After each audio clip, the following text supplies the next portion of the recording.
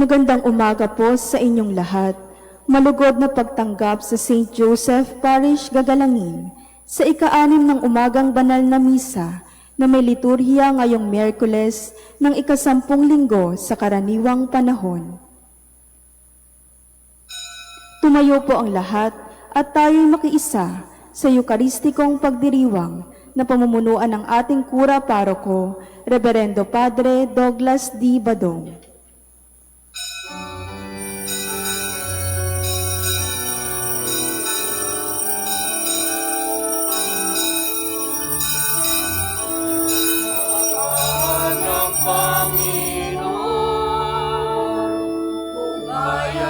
Kayo'y nagtitipon upang pagsaluhan ng kaligtasan, handog ng Diyos sa tanan. Upang pagsaluhan ng kaligtasan, handog ng Diyos sa tanan. Sa ngalan ng Ama at ng Anak at ng Espiritu Santo. Amen. Ang pagpapala ng ating Panginoong Hesu Kristo, ang pag-ibig ng Diyos Ama, at ang pagkikipagkaisa ng Espiritu Santo, naway sumainyong lahat. At sumaiyo rin. Mga kapatid, aminin natin ang ating mga kasalanan upang tayo'y maging marapat gumanap sa banal na pagdiriwang. Inaamin ko sa mga pangyarihang Diyos at sa inyo mga kapatid, na lubha akong nagkasala sa isip, sa salita at sa gawa, at sa aking pagkukulang.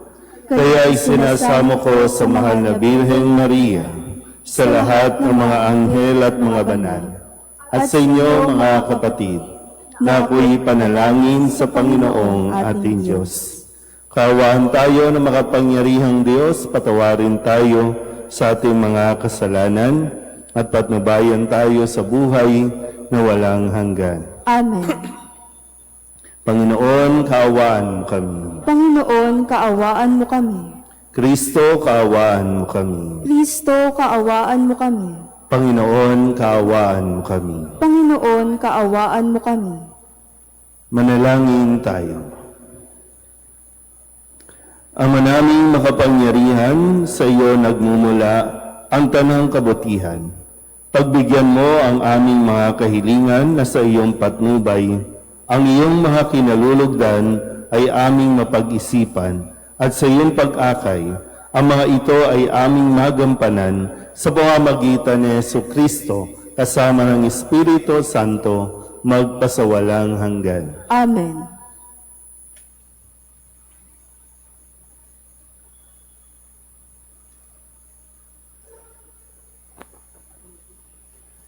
Pagbasa mula sa unang aklat ng mga hari.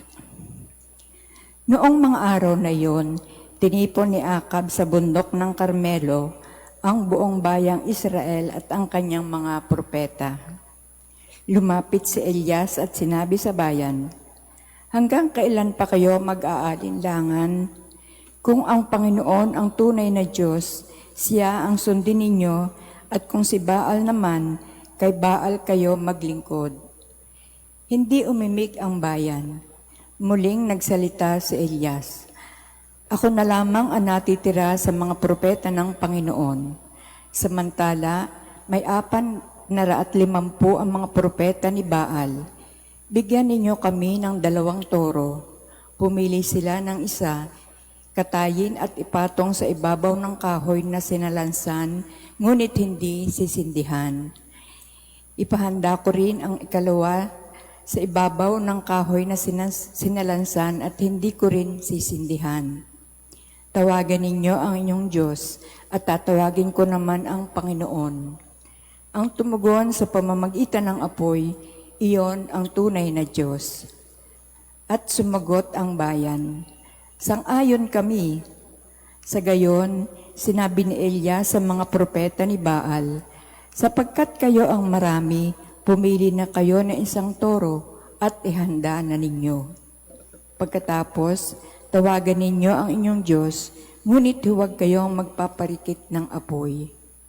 Kinuha nga nila ang isa sa mga toro at inihandog. Mula sa umaga hanggang tanghali, tinawagan nila si Baal.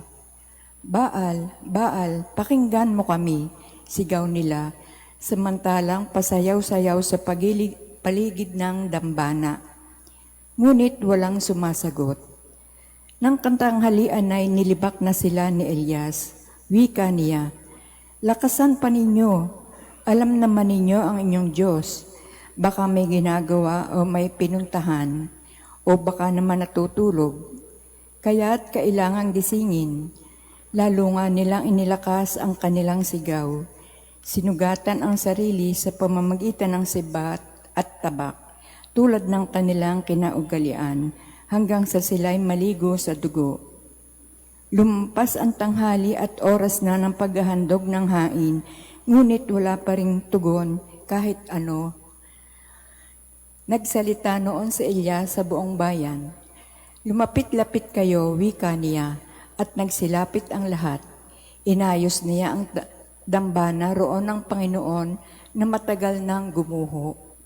Pumili siya ng 12 bato katumbas ng bilang ng mga lipi ni Jacob na binigyan ng Panginoon ng pangalang Israel. Ang mga bato'y ginawa niyang dambana para sa Panginoon.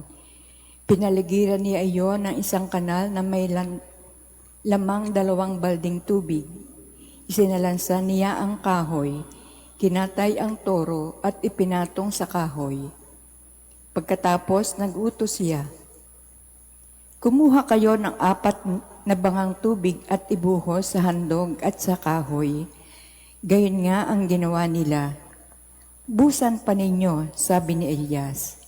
At binusan nila. Minsan pa, utos uli ni Elias.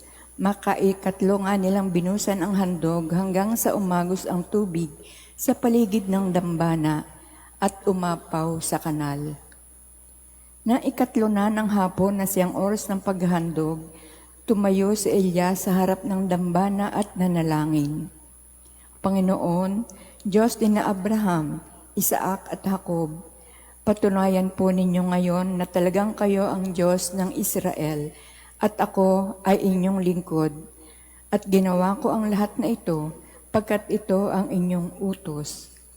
Dinggin ninyo ako, Panginoon, upang matalastas ng bayang ito na kayo lamang ang Diyos at sila'y inyong pinagpapabalik loob.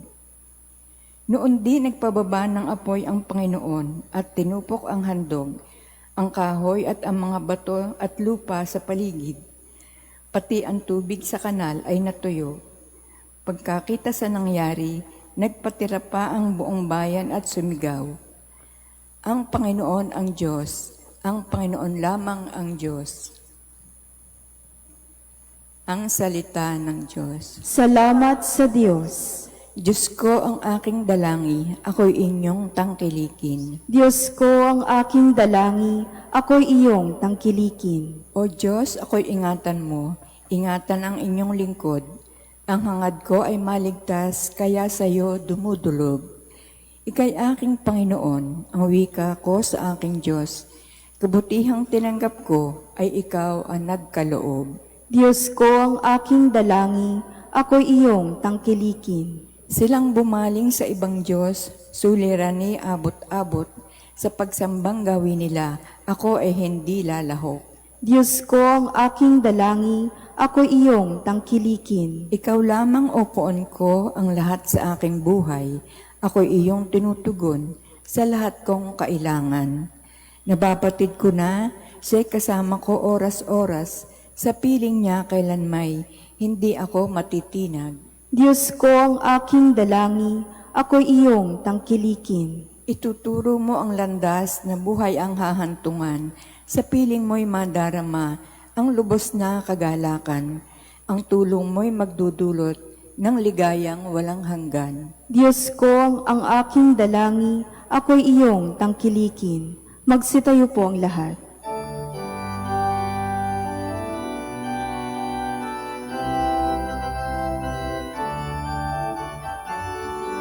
Alleluia, Alleluia, Alleluia.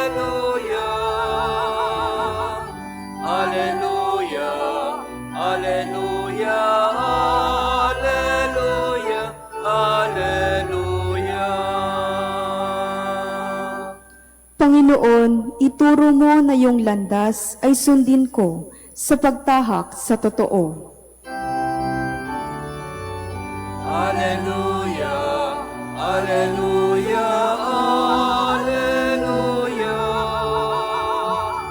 Alleluia, Alleluia, Alleluia, Alleluia. Sumainyo ang Panginoon. At sumaiyo rin. Ang mabuting balita ng Panginoon ayon kay San Mateo. Papuri sa iyo, Panginoon. Noong panahong iyon, sinabi ni Jesus sa kanyang mga alagad, "Huwag ninyong akalaing na parito ako upang pawalang bisa ang kautusan at ang aral ng mga propeta. Naparito ako hindi upang pawalang bisa, kundi para ipaliwanag at ganapin ang mga iyon. Tandaan ninyo ito, magwawakas ang langit at ang lupa, ngunit ang kaliit-liitang bahagi ng kautusan ay di mawawalan ng bisa hanggat hindi nagaganap ang lahat. Kaya't sino mang magpawalang halaga kahit sa kaliit-liitang bahagi nito at magturo ng gayon sa mga tao, ay ibibilang na pinakamababa sa kaharian ng Diyos. Ngunit ang gumaganap ng kautusan at nagtuturo na tuparin iyon ay ibibilang na dakila sa kaharian ng Diyos." Ang mabuting balita ng Panginoon. Pinupuri ka namin, Panginoong Hesukristo. Isang magandang umaga po sa inyong lahat. Ngayon po ay Miyerkules ng ika-10 linggo sa karaniwang panahon. Sa kaguluhan na nangyayari sa atin, isa sa mga dahilan ay dahil hindi tayo marunong sumunod. Basic po yan na tayo habang lumalaki, nung isinilang tayo, wala tayong kamuang-muang, at basic po yung madisiplina tayo sa ating mga tahanan sa pamamagitan ng mga magulang o ng mga guardian na dapat marunong tayong sumunod. Kapag bata pa lang, nasanay na tayo na sumuway ng sumuway, pagdating ng araw, tayo ang magbabago ng mga batas sa ating lipunan na hindi ikabubuti ng atin pong lipunan. No? Sa ngayon nga, sa mga nangyari, buti medyo tahimik ngayon, no? Pero lagi nilang naririnig natin, no? According to Rule number 1, number 2, Amendment number 2, number 3, di ba parang sa dami ng amendment, nawala na yung pinaka-rule. Sa dami ng gusto nilang baguhin dahil gustong i-adjust ng i-adjust ayon sa kanilang mga personal na interest. No? Kaya, naguguluhan tayo. Maging sila, gulong-gulo na rin. O, dito ang tingin. Yan. Kaya sabi ko, di ba, pag walang gagalaw kasi talagang makukuha attention ninyo eh, no? Kasi talagang doon tayo nagkakaproblema, no? Dahil sa pagsuway, mga simple traffic rules, mga simple rules sa kalye, bakit na nagkakaproblema? Bakit hindi maayos-ayos? Ngayon, mapapasokan na, puro traffic na naman tayo dito sa Juan Luna dahil lang hindi tayo marunong sumunod. Maging yung mga estudyante natin, di ba? Meron namang pedestrian lane. Pero pag lumabas, wala nang rules, tawid kung tawid. Minsan hindi na natin pinapansin kasi nasanay na tayo na sumuway, nasanay na tayo na mag-adjust sa atin ang rules. Ang mga batas ay ginawa para sa kabutihan natin. Ang batas ay ginawa para sundin natin dahil ito ang magdiligtas sa atin. Kaya nga maging si Kristo, Siya mismo nagsasabi na naparito siya hindi para pawalang bisa, kundi para ipaliwanag at tuparin ito. Hindi siya pinanganak para baguhin at alisin yung 10 utos ng Diyos. Naparito siya para ipaliwanag at ang pagpapaliwanag, ang mas magpapatibay nito ay yung pagsasabuhay. So, kung tayo man ay nahirapan, hindi dahilan yan para i-adjust ang mga batas o kautusan na wala pa man tayo sa mundong ito, naririyan na. So, muli, no? Bakit merong kaguluhan? Kasi merong nagbabago o pilit na binabago ang mga rules, ang mga batas, kung kaya maging tayo nito na. Kaya sana po, balikan natin ulit ano yung pinaka-basic, ano yung pinaka-mahalaga na dapat natin munang unawain. Intindihin muna natin bago natin sikaping baguhin. So muli, wala isa man sa atin dito, maging si Kristo ang nagsasabi ng sino mang magbago sa kaliit-liitang sa mga batas ay ituturing na pinakamababa sa kaharian ng Diyos. Kung makakarating tayo sa kaharian ng Diyos. Kasi nga, sikapin nating isabuhay, huwag natin baguhin. Pero yung responsibilidad, tandaan niyo po, responsibilidad nating ituro kung ano ang utos ng Diyos. Amen?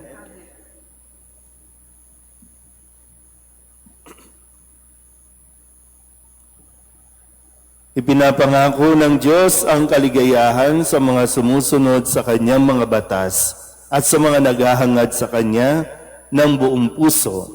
Manalangin tayo ngayon ng sama-sama at buong katapatan sa iisang pananampalataya.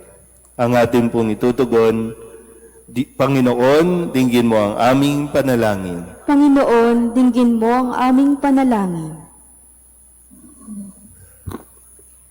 Ang Santo Papa at mga obispo, sa pamamagitan ng kanilang pagtuturo at pamumuhay, naway humikayat sa kawan na sumunod sa pamamaraan ng pag-ibig ni Kristo. Manalangin tayo sa Panginoon. Panginoon, dinggin mo ang aming panalangin. Ang mga pamilya ng mga bansa naway higit na magsumikap at maging masigasig upang makamit ang kapayapaan at matatag na mapanatili ito. Manalangin tayo sa Panginoon. Panginoon, dinggin mo ang aming panalangin. Ang mga mag-asawa naway makadama ng alab ng pag-ibig ng Diyos sa kanilang pagsasamahan.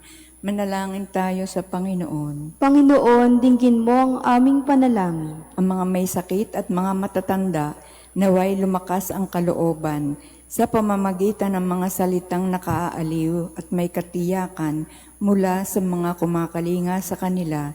Manalangin tayo sa Panginoon. Panginoon, dinggin mo ang aming panalangin. Upang mamayani ang kapayapaan sa gitnang silangan at sa buong mundo at ipag-adyanawaan sa katauhan sa karasan, kasakiman at pang-abuso ng kapangyarihan na nagdudulot ng paghihirap at kamatayan sa marami. Manalangin tayo sa Panginoon. Panginoon, dinggin mo ang aming panalangin. Upang ang lahat ng mga nagturusa dahil sa kalupitan ng digmaan ay daglian ng makaranas ng kapayapaan at mabuhay na may kapanatagan at kalayaan. Manalangin tayo sa Panginoon. Panginoon, dinggin mo ang aming panalangin. Ang mga tapat na yumao, naway mamasdan ang mga bagay na hindi nakikita ng mga mata at hindi naririnig ng mga tenga. Manalangin tayo sa Panginoon. Panginoon, dinggin mo ang aming panalangin. Dulog din natin sa Panginoon ang ating mga personal na kahilingan at mga panalangin para sa ating mga pamilya, kasama din ang mga kahilingan ng mga nanonood sa online. Lahat ng mga misang pasasalamat, espesyal na intensyon, agarang paggaling ng mga may sakit at ang lahat ng mga kaluluwa na iniling na ipagdasal sa misang ito.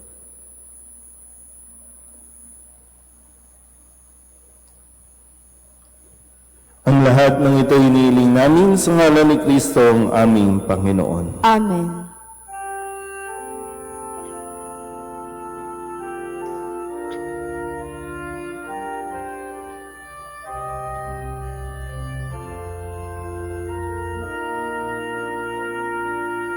Handog namin sa iyo, Ama,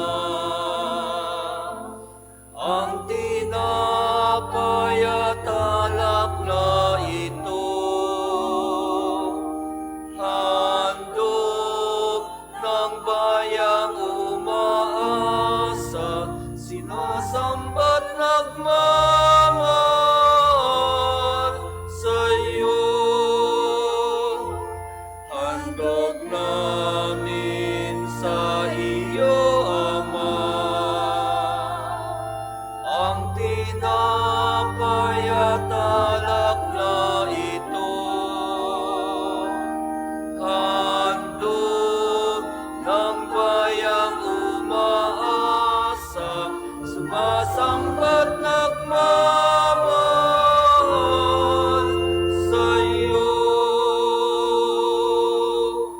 Manalangin kayo mga kapatid upang paghahain natin ay kalugdan ng Diyos Amang makapangyarihan. Tanggapin nawa ng Panginoon itong paghahain sa iyong mga kamay, sa kapurihan niya at karangalan, sa ating kapakinabangan, at sa buong sambayanan niyang banal. Ama naming lumikha, tunghayan mo at kalugdan ng paglilingkod na aming ginagampanan, upang ang aming inihahain ay iyong marapatin at ang aming pag-ibig ay iyong pag-alabin sa pamamagitan ni Jesucristo kasama ng Espiritu Santo magpasawalang hanggan. Amen. Sumainyo ang Panginoon. At sumaiyo rin.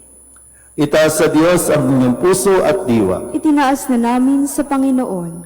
Pasalamatan natin ang Panginoong ating Diyos. Marapat na siya ay pasalamatan. Ama naming makapangyarihan, tunay ng marapat na ikaw ay aming pasalamatan sa iyong pagdingap at kagandahang loob. Ang tao'y muli kamot, pinangangasiwa sa sansinukom. Sa hangad mong siya'y iwastong lubos, siya'y pinagdusa mo sa kanyang pagtalikod. Sa iyong paghiliw, iyong ipinahintulot na makabalik siya sa pamagitan ni Kristo Jesus. Kaya kaysa ng mga anghel na nagsisiawid ng papuri sa iyo nang walang humpay sa kalangitan, kami nagbubunyi sa iyong kadakilaan.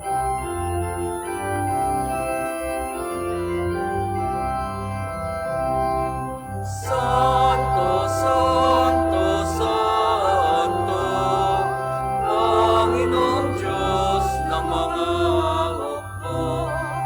Napupuno ang langit at lupa ng kadakilaan mo. Hosana, Hosana sa kaitaasan. Hosana, Hosana sa kaitaasan. Pinagpala ang naparirito sa ngalan ng Panginoon. Hosana, Hosana sa kaitaasan. Hosana, Hosana sa kaitaasan. Ama naming banal, ikaw ang mukal ng tanang kabanalan, kaya't sa pamamagitan ng iyong Espiritu, gawin mong banal ang kaloob na ito upang para sa aming maging katawan at dugo ng aming Panginoong Heso Kristo. Bago niya pinagtiis ang kusang loob na maging handog, hinawakan niya ang tinapay, pinasalamatan kaniya, pinaghati-hati niya iyon, iniabot sa kanyang mga alagad at sinabi, tanggapin ninyong lahat ito at kanin, ito ang aking katawan na ihahandog para sa inyo.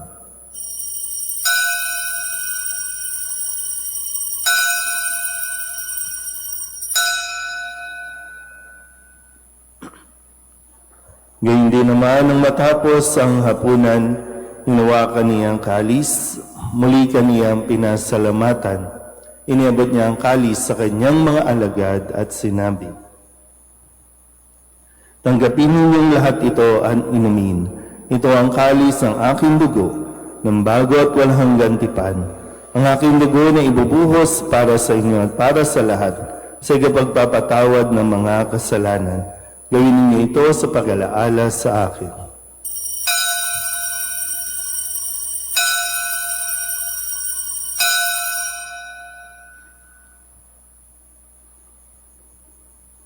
Ipagbunyi natin ang misteryo ng pananampalataya. Si Kristo'y namatay, si Kristo'y nabuhay, si Kristo'y babalik sa wakas ng panahon.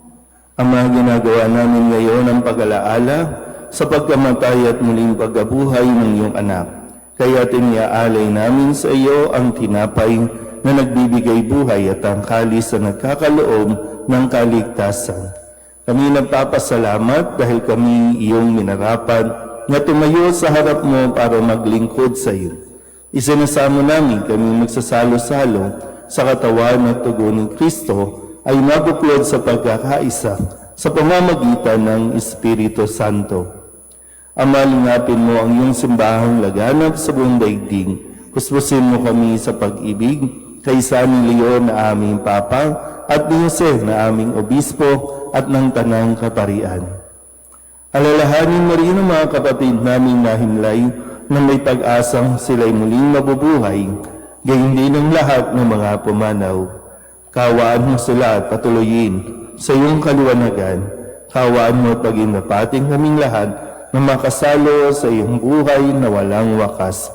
Kaysa ng mahal na Birheng Maria na ina ng Diyos, ng kabiyak ng puso niyang sa San Jose. Kaysa ng mga apostol at ng lahat ng mga banal na namuhay dito sa daigdig ng kalugod-lugod sa iyo, may pagdiwang nawa namin ng pagpupuri sa ikararangal mo sa mamamagitan ng iyong anak na aming Panginoong Heso Kristo. Sa pamamagitan ni Kristo, kasama niya sa Kanya, ang lahat ng parangal at papuri ay sa iyo, Diyos Amang makapangyarihan, kasama ng Espiritu Santo, magpasawalang hanggan.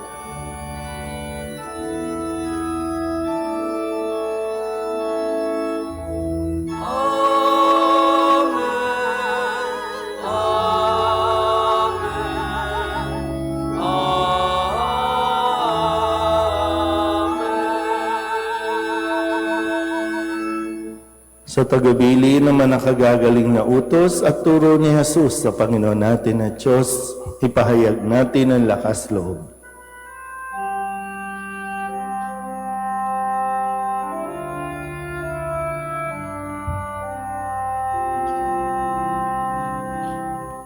Ama namin, sumasalangit ka, sambahin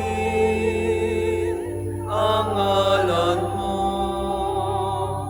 mapasa amin ang kaharian mo, sundin ang loob mo, dito sa lupa para nang sa langit. Bigyan mo kami ngayon ng aming kakanin sa araw-araw at patawarin mo kami sa aming mga sala para ng pagpapatawan namin sa nagkakasala sa amin, at huwag mo kaming ipahintulot sa tusok, at iadya mo kami sa lahat ng masama. Hinihiling namin kami iadya sa lahat ng masama pagkalooban ng kapayapaan araw-araw, iligtas sa kasalanan at ilayo sa lahat ng kapahamakan, samantalang aming pinananabikan ang dakilang araw ng pagpapahayag ng tagapagligtas naming si Hesu Kristo. Sapagkat iyo ang kaharian at ang kapangyarihan at ang kapurihan magpakailanman. Amen. Panginoong Hesu Kristo, sinabi mo sa iyong mga apostol, kapayapaan ang iniiwan ko sa inyo, ang aking kapayapaan ang binibigay ko sa inyo. Tunghayan mo ang aming pananampalataya at huwag ang aming mga pagkakasala. Pagkalooban mo kami ng kapayapaan at pagkakaisa ayon sa iyong kalooban, kasama ng Espiritu Santo, magpasawalang hanggan. Amen. Ang kapayapaan ng Panginoon ay laging sumainyo. At sumaiyo rin. Magbigayan tayo ng kapayapaan sa isa't isa. Kordero ng Diyos, na nag-aalis ng mga kasalanan ng sanlibutan, maawa ka sa amin. Kordero ng Diyos, na nag-aalis ng mga kasalanan ng sanlibutan, maawa ka sa amin. Kordero ng Diyos, na nag-aalis ng mga kasalanan ng sanlibutan, ipagkaloob mo sa amin ang kapayapaan. Ito ang kordero ng Diyos. Ito ang nag-aalis ng mga kasalanan ng sanlibutan. Mapalad ang mga inaanyayahan sa kanyang piging. Panginoon, hindi ako karapat-dapat na magpatuloy sa iyo, ngunit sa isang salita mo lamang ay gagaling na ako.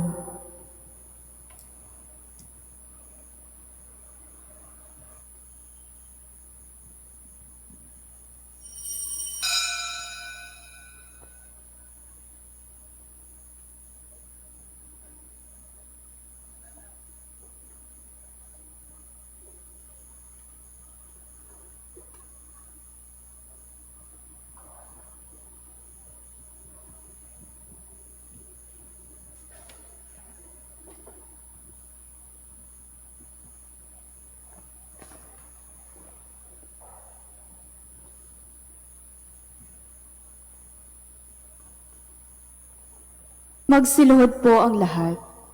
Panalangin kay San Jose, abang tagapangalaga ng tagapagligtas, kabiyak na puso ng mahal na Birheng Maria, sa iyo ay pinagkatiwala ng Diyos ang kaisa-isa niyang anak. Sa iyo nagtiwala si Maria. Sa piling mo, si Kristo'y naging tao. Maging ama ka rin sa aming pinagpalang Jose, at gabayan mo kami sa landas ng buhay. Ihingi mo kami ng biyaya, awa at tapang, at ipagtanggol kami sa lahat ng masama. Amen. Magsitayo na po ang lahat.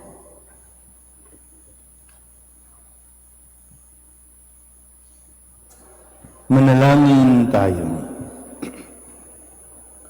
Ama naming mapagmahal, ang pagganap sa iyong pagbibigay kagalingan ay pumawi nawa sa aming mga nagawang pagsuway at magdulot nawa ng iyong mga kinalulugdan sa pamamagitan ni Jesucristo kasama ng Espiritu Santo magpasawalang hanggan. Amen. Sumainyo ang Panginoon. At sumaiyo rin. At pagpalain kayo ng makapangyarihang Diyos, Ama at Anak, Espiritu Santo. Amen. Tapos sa banal na misa, humayo tayo sa kapayapaan ni Kristo. Salamat sa Diyos. Magandang umaga po.